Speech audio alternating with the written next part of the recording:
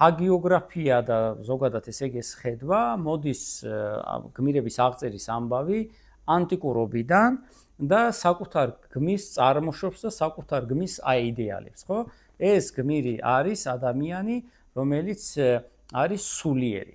თუ სულიერებას რომ ემსახურება, თუ ანტიკური გმირის საბრძოლო მასალა, ხო, არის რა? შუბი, ხმალი, ფარი, ისარი, ცხენი ყავს შემობატონო და საჭურველი, ხო?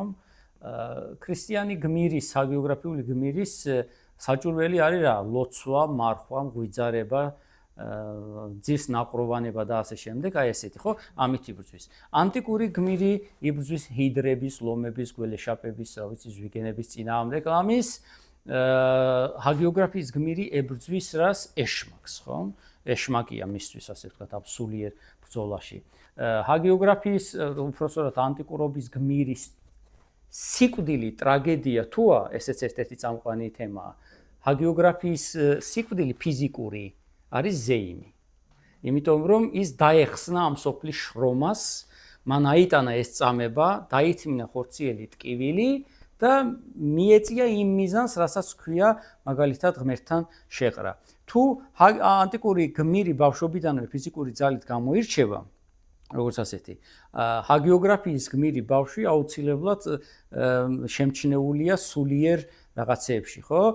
ბავშვობიდან ვითარცა იგი იყო მოშიში ღვთისა, ვითარცა იგი თქვით სიყრმითგან თვისით. შემდეგ იოაკობ ცურტაველი იტყვის შუშანიკზე, ხო?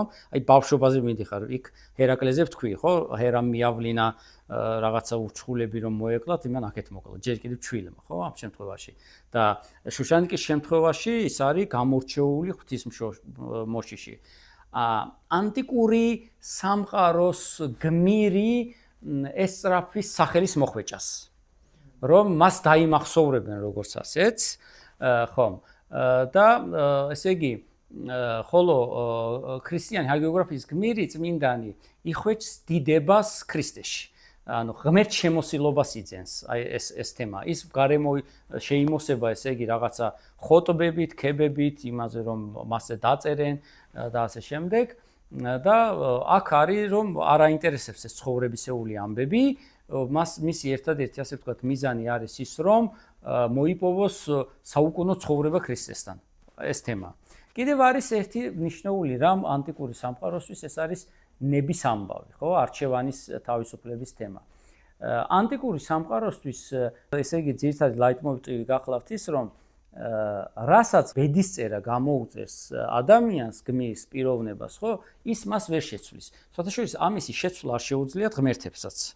ჰაგიოგრაფიაში ყველაფერს წარმართავს არა ბედი და საერთოდ ქრისტიანობა და ისლამი გარკვეული თვალსაზრისით ბედისწერას ცნობს, მაგრამ ქრისტიანობაში ეს თემა ყოველ შემთხვევაში ადრეულში მგონი არ არის, არამედ ესე იგი ნება ღვთისა, რომელში ყოფნაც მუდამ პიროვნული არჩევანია. ანუ მე შემიძლია ვიყო ამ ნებაში ღმერთთან და შემიძლია არ ვიყო, ესე იგი, ამ ნებაში ღმერთთან და ასე შემდეგ. პიროვნული არჩევანია კი, ყოველი დღე არის გამოცდა. ყოველი დღე არის გამოცდა. ანტიკური გმირების გამოცდა ეს არის ლომებთან, როგორც ვთქვით, გველეშაპებთან, იმებთან ბრძოლაში და ასე შემდეგ. ხოლო ესე იგი ჰაგიოგრაფიის იმაში სულიერი გამოწვევების ამბავია, ხო? ზოგჯერ მიდიოდნენ იმაზე, რომ ვთქვათ, ფიზიკური ტკივილით რაღაცა ცდუნება აელაგმათ. ხომ ეს ცოტა მოგვიანო ხანის ამბავია. და შემდეგ ეს ყველაფერი არ დაიკარგება სხვათაშორის არც ანტიკური, არც ქრისტიანული, ვეფხის ყაოსანში სხვაგვარად წარმოგვიდგება, მერე მოდის მაგალითად უკვე რენესანსის პერიოდი, სადაც სულიერი და ფიზიკური არის შერწყმული. ანუ იდეალური ადამიანი არის არა მხოლოდ ფიზიკურად ლამაზი, არამედ სულიერადაც ლამაზი და ასე შემდეგ. ანუ ეს ორი ერთმანეთს აღარ განაპირობებს. ანტიკურში ვთქვით, რომ ლამაზი სხეული განაპირობებდა ლამაზ სულს, ქრისტიანულში ვთქვით, რომ ლამაზი და მშვენიერი სული იყო მთავარი და არა სხეულებრივი, ასე ვთქვათ, ფიზიკური გარეგნობა, პირიქით საფრთხედ მიიჩნეოდა იგი ადრეულ ქრისტიანობაში, ესე იგი, იმისთვის, რა ქვია, სულისთვის და თავს იმახინჯებდნენ სხვათა შორის. ზოგჯერ თუ ლამაზი შესახედაობისანი იყვნენ, რომ მათ ლაპარაკის დროს არ მიექცია მათ გარეგნულ მშვენიერებას ესე იგი გვერდით მდგომის ყურადღება თუ მრევლისა და შემდგომში ეს ხაზიც მოდის, იმიტომ რომ აზროვნებაში ამბობენ, რომ სხეულის ღმერთის შექმნილია და ჩვენ ძალად არ უნდა, ასე ვთქვათ, დავთრგუნოთ ეს.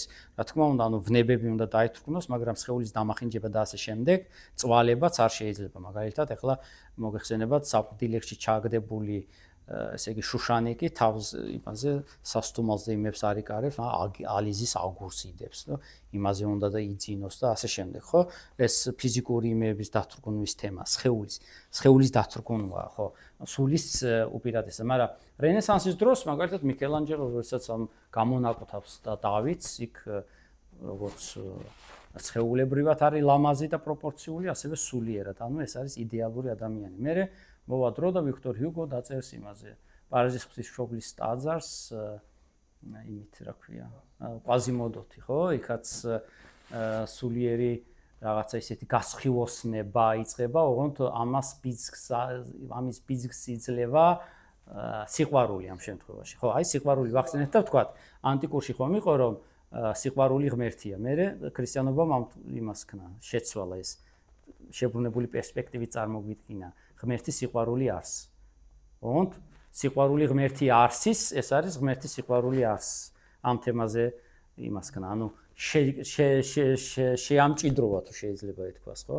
ანუ ცალკე პანთეონად კი არ წარმოგვიდგინა ყველაფერი რომ ღმერთია და სულიერია და ასე შემდეგ. არამედ პირიქით. სიყვარულს რა უყურთო თქვა და ქრისტეს როცა ამბობს რომ ერთმანეთი გიყვარდეთ, ძველ ქართულად იყვარებოდით ურთიერთას და თქვენს მე ხო ღმერთი სიყვარული არის, მაგრამ სიყვარული ღმერთი არ არის.